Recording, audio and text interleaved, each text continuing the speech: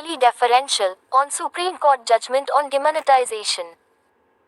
It is an oft-repeated judicial view that courts must defer to the elected government's judgment in matters of economic and social policy.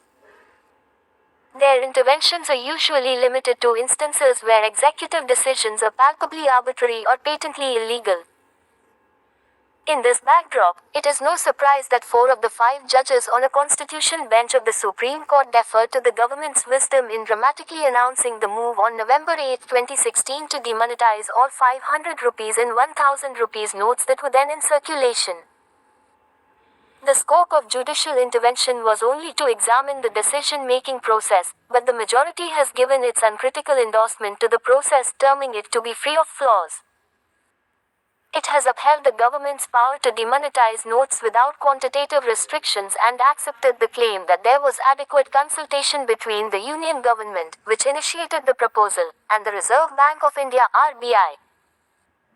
What might seem distressing about the majority verdict is that it has made light of the enormous suffering of the people that demonetization entailed. While there are observations that recognize the possibility of hardship and that demonetization may have ultimately been a failure, these are limited by context to say neither individual suffering nor errors of judgment can be cited to invalidate the action. The majority has brushed aside substantial arguments based on proportionality, holding that demonetization survives every test for proportionality. There was a legitimate purpose: unearthing fake currency and hoarded wealth and combating terror funding. There was a nexus between the action and the objectives, and the court did not have the expertise to suggest a less intrusive way of achieving these objectives.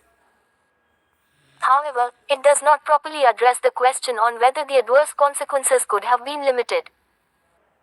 It is unfortunate that the court had nothing critical to say about the government failing to anticipate the ruinous effect of extinguishing the value of 86% of available currency on the economy and the immense miseries it heaped on the population.